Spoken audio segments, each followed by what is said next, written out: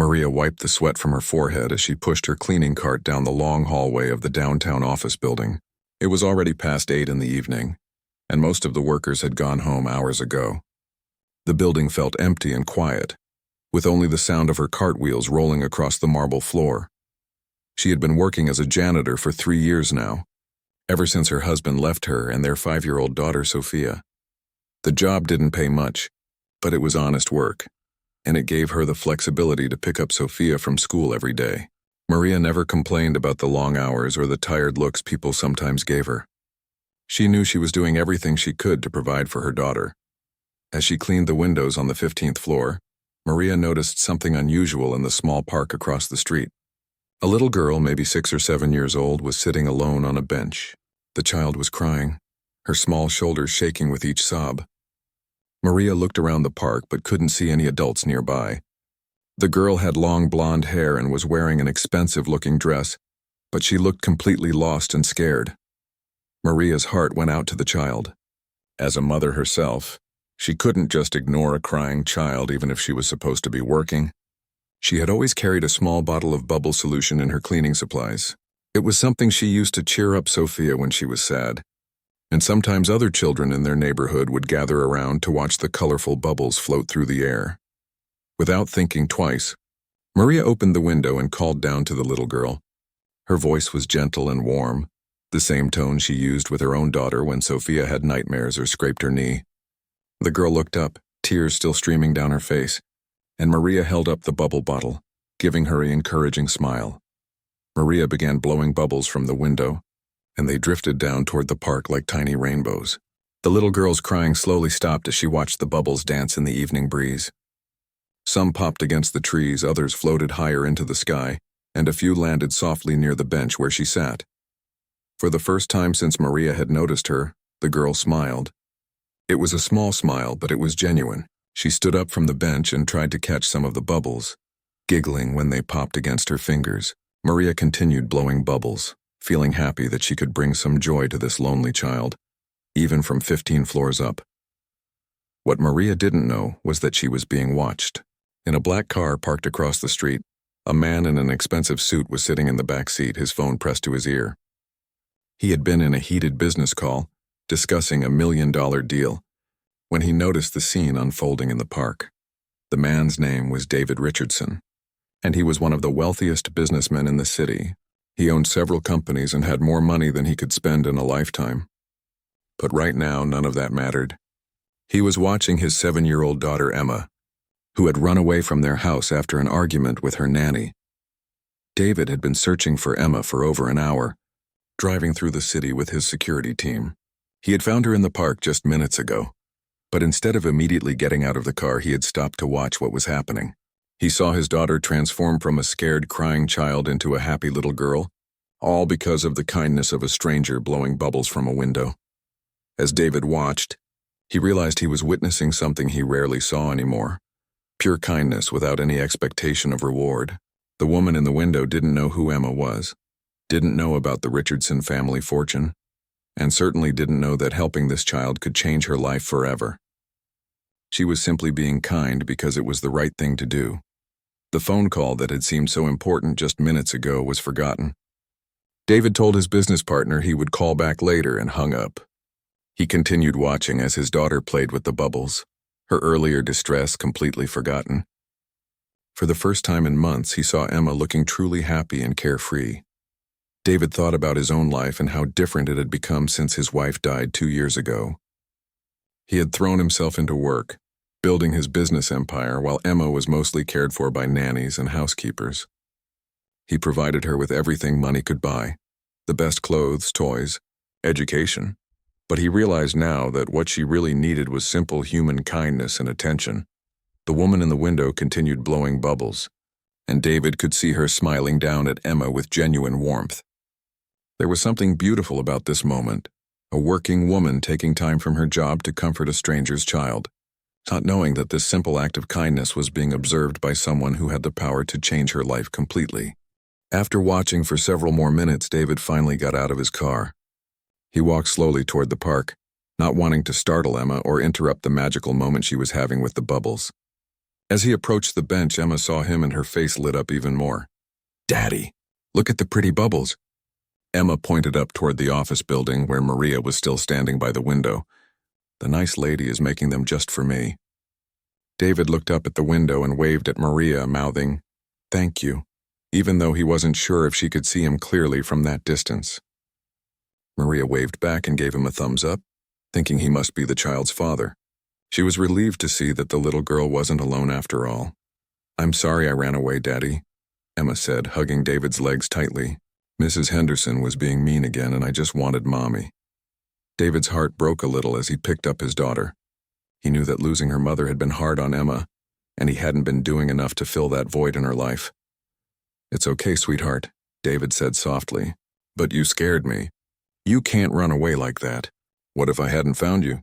Emma nodded seriously but then looked back up at the window where Maria was still visible. "Can we thank the bubble lady, Daddy? She made me feel better when I was sad." David smiled at his daughter's request. He was thinking the same thing, though his plans for thanking Maria went far beyond what Emma might imagine. The next morning, David arrived at his office earlier than usual. Instead of going straight to his penthouse suite on the top floor, he stopped at the building management office. He wanted to find out who the woman from the night before was. The security guard on duty remembered seeing a janitor working late on the 15th floor. "That would be Maria Santos," the building manager told David. "She's been with our cleaning company for about 3 years. Very reliable, always does good work. She usually works the evening shift because she has a young daughter."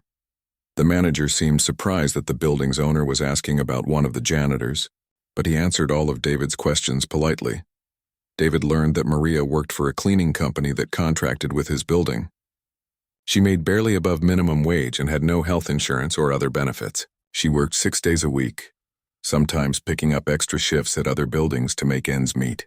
The more David learned about Maria's situation, the more impressed he became with her kindness from the night before. Here was a woman who was clearly struggling financially, yet she had taken time from her work to help a stranger's child. That evening, David made an unusual decision. Instead of leaving the office at his usual time, he stayed late waiting for Maria to arrive for her shift. He had never paid much attention to the cleaning staff before, but now he found himself curious about the woman who had shown such kindness to his daughter. When Maria arrived at 7 o'clock, David was waiting by the elevators on the 15th floor. Maria was surprised to see anyone in the building so late, especially someone in such an expensive suit. She recognized him as the man from the park the night before, but she had no idea who he actually was. "Excuse me," David said politely. "You're the woman who was blowing bubbles last night, aren't you?" The little girl in the park was my daughter, Emma. Maria's face broke into a warm smile as she remembered the scene from the night before. "Oh, yes. Is she okay? She seems so upset and I just couldn't ignore a crying child. I have a daughter too, so I know how scary it can be when they're sad." Maria's genuine concern for Emma's well-being touched David deeply. "She's fine, thanks to you," David said. "I wanted to thank you properly. What you did meant more to me and Emma than you could possibly know." He paused for a moment, studying Maria's kind face. "I'm David Richardson. I own this building, actually. I own several buildings in the city." Maria's eyes widened in surprise. She had heard the name Richardson before. Everyone in the city had. The Richardson family was famous for their wealth and business success. She suddenly felt embarrassed about her cleaning uniform and the fact that she was standing there with a mop bucket. "Oh my," Maria said, looking uncomfortable. "I had no idea. I hope I didn't get in trouble for opening the window during work hours. I know I'm supposed to focus on cleaning, but I couldn't just ignore that poor little girl." David quickly shook his head. "You're not in trouble at all?" "Quite the opposite, actually. What you did showed more character and kindness than I see from most people in my business world. I've been thinking about it all day." They talked for a few more minutes, and David found himself genuinely enjoying the conversation. Maria was honest and down-to-earth in a way that was refreshing after spending his days with corporate executives and wealthy socialites. She told him about her daughter Sophia and how hard she worked to provide for her since her husband left. She never complained or asked for anything, just spoke matter-of-factly about her life. When their conversation ended, David had made up his mind about something. He was going to find a way to help Maria, not just because of what she had done for Emma, but because he could see that she was exactly the kind of person who deserved a break in life. He just needed to figure out how to do it without making her feel like she was receiving charity. Over the next few days, David found himself thinking about Maria more than he expected. He had always been focused on business deals and making money, but meeting Maria had reminded him that there were more important things in life. He began to notice the other cleaning staff in his building for the first time, greeting them politely when he saw them. David decided to learn more about Maria's situation without being obvious about it. He discovered that she lived in a small apartment with her daughter Sophia in one of the city's less expensive neighborhoods. Sophia was a bright 5-year-old who went to a public school while her mother worked. Maria often had to leave Sophia with elderly neighbors when she worked late shifts, always worried about being a burden on others. The more David learned, the more he realized how hard Maria's life really was. She was working as many hours as possible, but still struggled to pay for basic necessities like groceries and Sophia's school supplies. Despite all these challenges, everyone who knew Maria spoke about her positive attitude and willingness to help others whenever she could. David began forming a plan. He didn't want to simply give Maria money, knowing that her pride would probably make her refuse such an offer. Instead, he decided to create an opportunity that would allow her to improve her situation through her own hard work and merit. That Friday evening, David stayed late again, timing it so he would run into Maria during her shift. This time he brought Emma with him. Emma had been asking about the bubble lady every day since the incident in the park, and David thought it would be nice for her to meet Maria properly. When Maria saw Emma, her face lit up with genuine joy. "Well, hello there, little one. Are you feeling better now?" Emma nodded enthusiastically and ran to hug Maria's legs, something that surprised both David and Maria. "She's been talking about you all week," David explained. "She calls you her bubble angel." Emma giggled at this and looked up at Maria with admiration. "Do you have any more bubbles?" Emma asked hopefully. Maria smiled and pulled out her small bottle of bubble solution from her cart. "I always keep some with me, just in case I meet another sad little girl who needs cheering up." As Maria blew bubbles in the hallway, Emma danced around trying to catch them, her laughter echoing through the empty building. David watched this interaction and realized something important. Emma hadn't laughed like this since her mother died. There was something special about Maria's natural warmth and maternal instinct that connected with his daughter in a way that none of the expensive nannies had managed to achieve. "Maria," David said after Emma had tired herself out chasing bubbles and was sitting quietly in a nearby chair, "I have a proposition for you. I've been thinking about hiring someone to help with Emma after school. Someone who could pick her up from her private school, help her with homework, and just spend time with her until I get home from work." Maria looked surprised and a bit confused. "That sounds like a wonderful job for someone, Mr. Richardson, but I'm not sure why you're telling me about it." "Because I'd like to offer the position to you," David said. "I know you have your own daughter to think about, so Sophia would be welcome too. The job would pay 3 times what you're making now, plus full health insurance for both you and Sophia. You'd work Monday through Friday, school hours only, which means you'd have evenings and weekends free." Maria stared at David in shock. The offer seemed too good to be true. "But Mr. Richardson, I don't have any formal training as a nanny or childcare worker. I only know how to be a mother to my own daughter." "That's exactly what I'm looking for," David replied. "Emma needs someone who will care about her as a person, not just someone who's doing a job. What you did in the park that night showed me that you have the kind of heart Emma needs in her life." Maria felt tears forming in her eyes. This opportunity would change everything for her and Sophia. No more working late into the night, no more worrying about money for groceries, and Sophia would have health insurance for the first time in her life. But she also felt nervous about such a big change. "I would need to think about it," Maria said carefully. "It's a very generous offer, but I want to make sure I could do a good job. Emma deserves the best care possible." David admired her thoughtfulness. Many people would have jumped at such an offer immediately, but Maria was putting Emma's needs first even before her own financial situation. "Of course, take all the time you need," David said, "but I should mention that Emma has already made her opinion clear." "Haven't you, sweetheart?" Emma nodded vigorously from her chair. "I want Maria to be my friend," Emma announced. She makes the best bubbles and she's nice like Mommy was." The simple honesty of Emma's words touched both adults deeply. That weekend, Maria talked the decision over with Sophia. When she explained that they might go to work with a little girl who needed a friend, Sophia was excited about the idea. "Can I share my toys with her?" Sophia asked, always thinking about others despite having so little herself. Maria realized that this opportunity wasn't just about the money, though that would certainly help their situation enormously. It was about the chance to make a real difference in a little girl's life, while providing a better future for her own daughter. Sometimes the best opportunities came from the most unexpected places, and this all started with a simple act of kindness, blowing bubbles to comfort a crying child. On Monday morning, Maria called David to accept his offer. She had spent the weekend thinking about it and realized that this was the kind of opportunity that might never come again. More importantly, she genuinely wanted to help Emma, who reminded her so much of Sophia at that age. David was thrilled with Maria's decision and immediately began making arrangements. He contacted the cleaning company to explain that Maria would be leaving her position, making sure to speak highly of her work ethic and character. He also arranged for Maria and Sophia to visit Emma's private school so they could meet the teachers and see the facilities. The transition wasn't without its challenges. Maria felt nervous walking into Emma's expensive private school for the first time.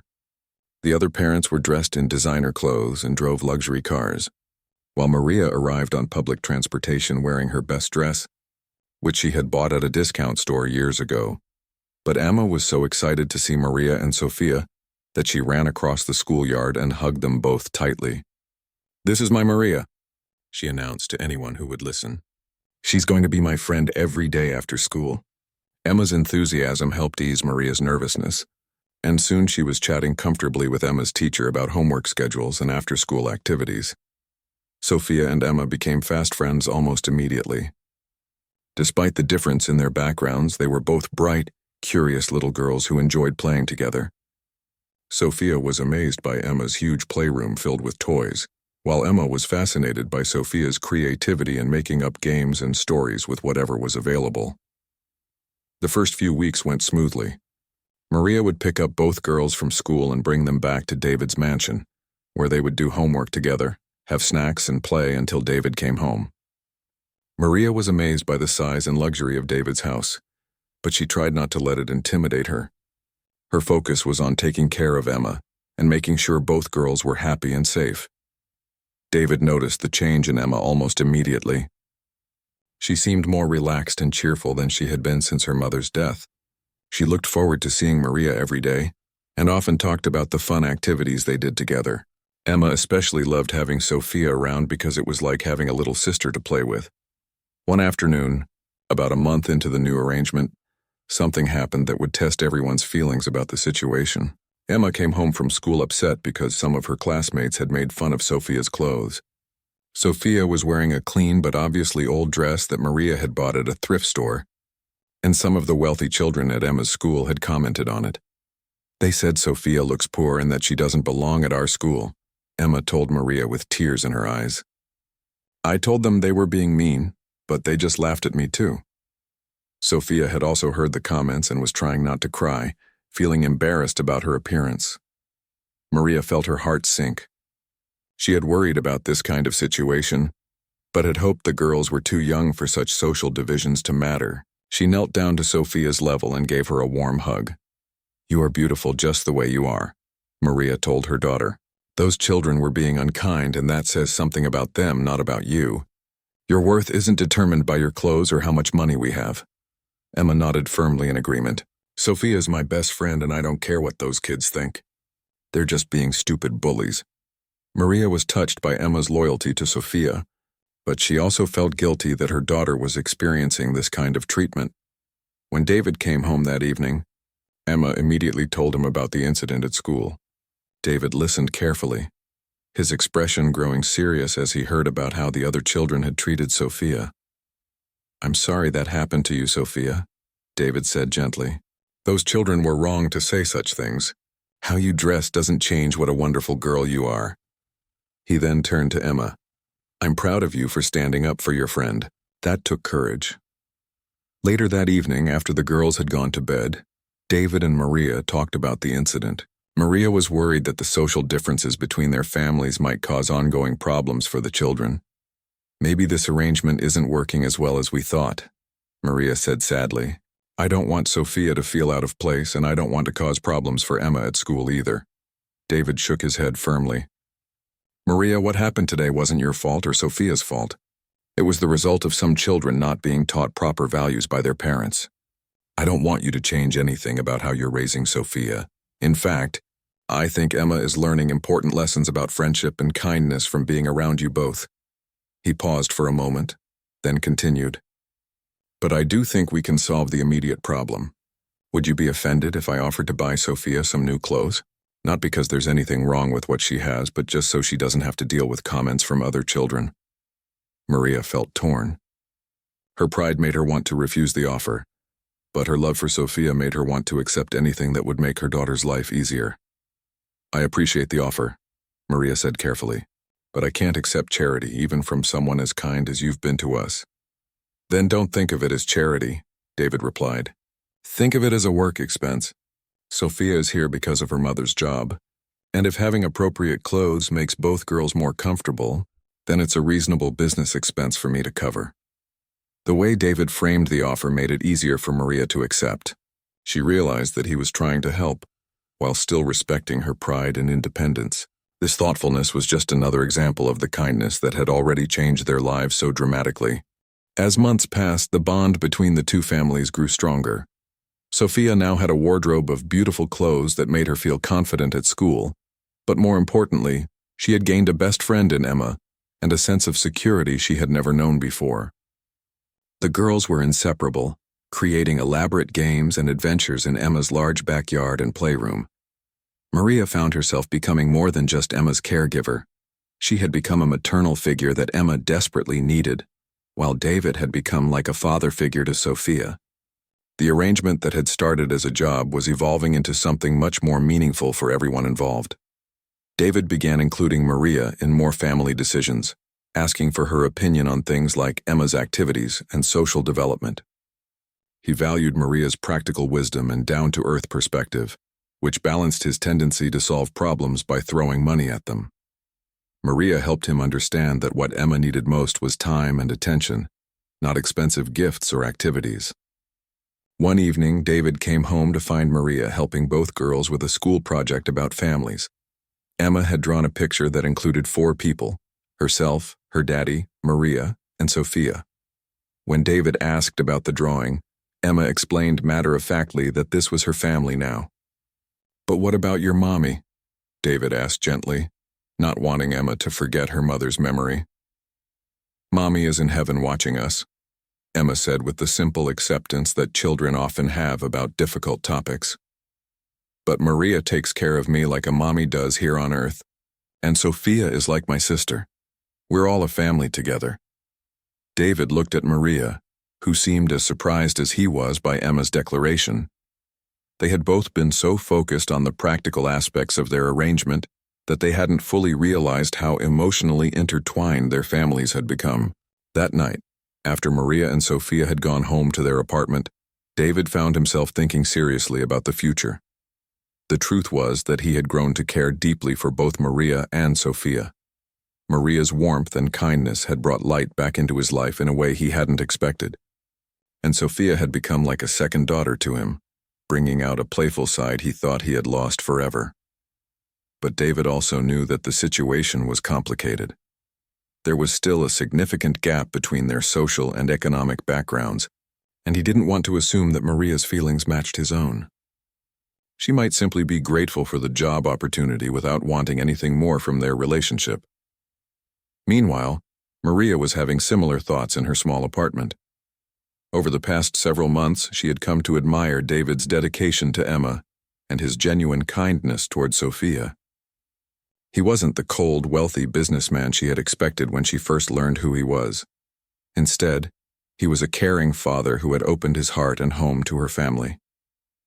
But Maria also worried about the future. What would happen if David decided he no longer needed her services? What if he met someone from his own social circle and wanted to start a new family? She and Sophia had become so comfortable in their new life that the thought of losing it was frightening. These unspoken concerns came to a head during Emma's 7th birthday party. David had planned an elaborate celebration with entertainment, expensive decorations, and guests from Emma's school. As the party approached, Maria felt increasingly anxious about the event. "What if I don't fit in with the other parents?" Maria confided to Sophia one evening. "What if they think I'm just the hired help and don't belong there?" Sophia, wise beyond her years, looked at her mother seriously. "Mama, Emma wants you at her party because you're important to her. That's all that matters." The day of the party arrived, and Maria's fears proved to be partially justified. Some of the other parents did seem puzzled by her presence, clearly unsure of her role in the family. A few made polite but pointed comments about how nice it was that David could afford such excellent domestic help. But Emma made Maria's role perfectly clear to everyone. When it came time to blow out the candles on her birthday cake, Emma insisted that Maria stand right next to her, along with David and Sophia. "Maria is my special person," Emma announced to the crowd of adults. "She makes me feel happy every day, and she's the best bubble maker in the whole world." Emma then whispered loudly to Maria, "I wished for us to always be together like a real family." The innocence and honesty of Emma's words silenced any remaining doubts about Maria's place in their lives. David looked at Maria across the birthday cake, and in that moment, they both realized that their feelings had grown far beyond a simple employer-employee relationship. After the guests had left and the girls were playing quietly in Emma's room, David and Maria found themselves alone in the kitchen, cleaning up the party dishes together. The comfortable domesticity of the moment felt natural and right, as if they had been partners in raising these children for years rather than months. "Maria," David said quietly, setting down the plate he was washing. "We need to talk about something important." Maria's heart jumped, immediately fearing that he was about to tell her the arrangement was ending. "Of course," she said, trying to keep her voice steady. "Emma's wish today," David continued, "about us being a real family. I've been thinking about that possibility for months now, but I wasn't sure how you felt about it." Maria looked at him in surprise, hardly daring to believe what she thought he might be suggesting. "I've fallen in love with you, Maria," David said simply. "Not just because of how wonderful you are with Emma, but because of who you are as a person. You've brought joy and warmth back into my life, and you've shown me what really matters. I love Sophia as if she were my own daughter, and I can see that Emma feels the same way about both of you." Tears filled Maria's eyes as she realized that her own feelings were being mirrored back to her. "I love you too, David," she whispered. "I never expected to feel this way, but you and Emma have become everything to me and Sophia." The weeks following their confession of love were filled with careful conversations and planning. Both David and Maria wanted to make sure they were making the right decisions, not just for themselves, but for Emma and Sophia as well. They had seen too many blended families struggle because the adults rushed into relationships without considering the children's needs. They decided to take things slowly, continuing with their current living arrangement, while they all adjusted to the idea of becoming a real family. David began spending more time at Maria's apartment in the evenings, sharing simple dinners and helping with bedtime routines. Maria was touched to see how naturally he fit into their modest lifestyle, never making her feel embarrassed about their small space or simple meals. Sophia adapted to the changes quickly, delighted to have David's attention and affection. She had never really known a father figure, and David's gentle guidance and genuine interest in her thoughts and feelings filled a void she hadn't even realized existed. When David helped her with math homework or read bedtime stories, Sophia glowed with happiness. Emma was overjoyed that her birthday wish seemed to be coming true. She had already thought of Maria and Sophia as family, so the adults' growing relationship felt natural and right to her. She loved having Sophia around all the time, and enjoyed the way Maria made their big, empty house feel warm and alive. But the transition wasn't without its challenges. David had to learn how to balance his demanding work schedule with family time, something he had struggled with even before Maria and Sophia became part of their lives. Maria helped him understand that being present for small moments, helping with homework, sharing meals, Bedtime stories was more important than expensive gifts or elaborate outings. Maria, meanwhile, had to adjust to the reality of becoming part of a wealthy family. David's world included social obligations, charity events, and business functions that were completely foreign to her. She worried about embarrassing him or not fitting in with his social circle. "I don't know how to act at these fancy parties," Maria confided to David one evening, as they discussed an upcoming charity gala he was expected to attend. "I've never been around people like that before." "You act exactly like yourself," David replied firmly. "The people who matter will see what I see. A kind, intelligent, wonderful woman who makes me and our children happy. Anyone who judges you based on anything else isn't worth worrying about." David's confidence in her helped Maria feel braver about entering his social world, but the real test came at the charity gala itself. The event was held at a luxurious hotel ballroom, filled with the city's wealthiest and most influential people. Maria wore a beautiful dress that David had insisted on buying for her, but she still felt out of place among the designer gowns and expensive jewelry around her. At first, some people were clearly surprised to see David with someone they didn't recognize from their social circle. But as the evening progressed, Maria's natural warmth and genuine interest in others won people over. She listened attentively to their stories, asked thoughtful questions, and treated everyone with the same kindness she showed to people from all walks of life. The real moment of truth came when someone asked Maria what she did for a living. There was a brief pause as Maria decided how to answer. She could have been vague or tried to make her background sound more impressive, but she chose honesty instead. "I take care of children," Maria said simply. "David's daughter Emma and my daughter Sophia. It's the most important job I've ever had." The woman who had asked the question seemed momentarily confused, perhaps expecting a more traditional career answer, but David stepped closer to Maria and smiled proudly. "Maria is being modest," he said. "She's not just a caregiver. She's the woman who brought light back into our lives when we needed it most. She's going to be my wife." The announcement surprised even Maria, as they hadn't yet discussed marriage officially. But when she looked at David's face, she saw nothing but love and certainty. In that moment, surrounded by strangers in a world she was still learning to navigate, Maria realized that she belonged there because she belonged with David. The engagement wasn't formally announced until several weeks later, after David and Maria had time to discuss their future properly and involve the children in their plans. When they finally told Emma and Sophia that they were going to get married and become an official family, both girls erupted in celebration. "Does this mean Sophia will really be my sister?" Emma asked excitedly. "Does this mean we'll all live in the same house every day?" Sophia wanted to know. When both parents answered yes to these questions, the girls began planning their shared bedroom and discussing whether they would be bridesmaids at the wedding. Their enthusiasm and joy confirmed for David and Maria that they were making the right choice. The proposal itself was simple and perfect. David arranged for them to return to the park where everything had started, the place where Maria had first blown bubbles to comfort a crying Emma. This time, Emma and Sophia were with them, and this time, David got down on one knee with a ring while both girls cheered and Maria cried happy tears. "You saved us that night," David told Maria as he slipped the ring onto her finger. "You saved Emma with your kindness, and you saved me from forgetting what really matters in life. Will you marry me and make us a real family?" "Yes," Maria whispered, thinking about how far they had all come from that first moment when she had simply seen a crying child and wanted to help. "Yes, we already are a real family, and now we always will be." As they walked home together, the girls running ahead and playing, Maria and David reflected on the unexpected journey that had brought them together. It had all started with bubbles and a moment of human kindness, proving that sometimes the smallest gestures could change everything. The weeks following their confession of love were filled with careful conversations and planning.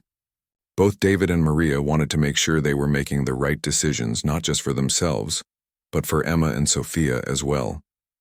They had seen too many blended families struggle because the adults rushed into relationships without considering the children's needs. They decided to take things slowly, continuing with their current living arrangement, while they all adjusted to the idea of becoming a real family.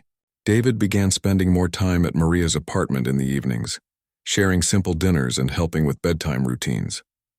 Maria was touched to see how naturally he fit into their modest lifestyle, never making her feel embarrassed about their small space or simple meals. Sophia adapted to the changes quickly, delighted to have David's attention and affection. She had never really known a father figure, and David's gentle guidance and genuine interest in her thoughts and feelings filled a void she hadn't even realized existed. When David helped her with math homework or read bedtime stories, Sophia glowed with happiness. Emma was overjoyed that her birthday wish seemed to be coming true. She had already thought of Maria and Sophia as family, so the adults' growing relationship felt natural and right to her. She loved having Sophia around all the time, and enjoyed the way Maria made their big, empty house feel warm and alive. But the transition wasn't without its challenges. David had to learn how to balance his demanding work schedule with family time, something he had struggled with even before Maria and Sophia became part of their lives. Maria helped him understand that being present for small moments, helping with homework, sharing meals, bedtime stories was more important than expensive gifts or elaborate outings. Maria, meanwhile, had to adjust to the reality of becoming part of a wealthy family. David's world included social obligations, charity events, and business functions that were completely foreign to her. She worried about embarrassing him or not fitting in with his social circle. "I don't know how to act at these fancy parties," Maria confided to David one evening, as they discussed an upcoming charity gala he was expected to attend. "I've never been around people like that before." "You act exactly like yourself," David replied firmly. "The people who matter will see what I see. A kind, intelligent, wonderful woman who makes me and our children happy. Anyone who judges you based on anything else isn't worth worrying about." David's confidence in her helped Maria feel braver about entering his social world, but the real test came at the charity gala itself. The event was held at a luxurious hotel ballroom, filled with the city's wealthiest and most influential people. Maria wore a beautiful dress that David had insisted on buying for her, but she still felt out of place among the designer gowns and expensive jewelry around her. At first, some people were clearly surprised to see David with someone they didn't recognize from their social circle. But as the evening progressed, Maria's natural warmth and genuine interest in others won people over.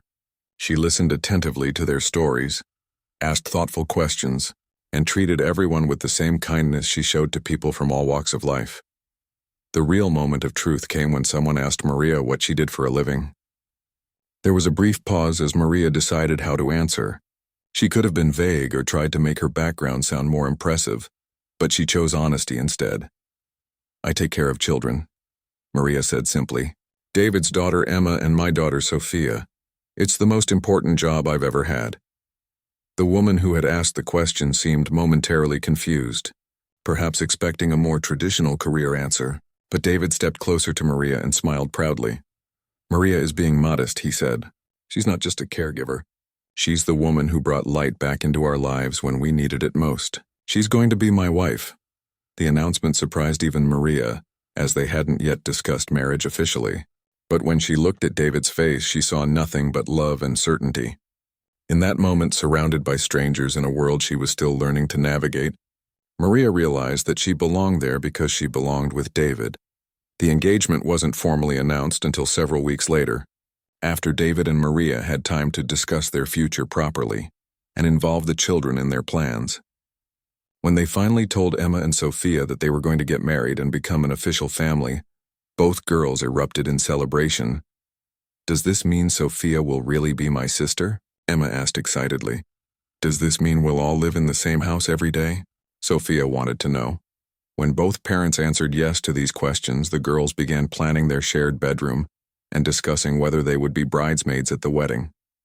Their enthusiasm and joy confirmed for David and Maria that they were making the right choice. The proposal itself was simple and perfect. David arranged for them to return to the park where everything had started, the place where Maria had first blown bubbles to comfort a crying Emma. This time, Emma and Sophia were with them, and this time, David got down on one knee with a ring while both girls cheered and Maria cried happy tears. "You saved us that night," David told Maria as he slipped the ring onto her finger. "You saved Emma with your kindness, and you saved me from forgetting what really matters in life. Will you marry me and make us a real family?" "Yes," Maria whispered, thinking about how far they had all come from that first moment when she had simply seen a crying child and wanted to help. "Yes, we already are a real family, and now we always will be." As they walked home together, the girls running ahead and playing, Maria and David reflected on the unexpected journey that had brought them together. It had all started with bubbles and a moment of human kindness, proving that sometimes the smallest gestures could change everything.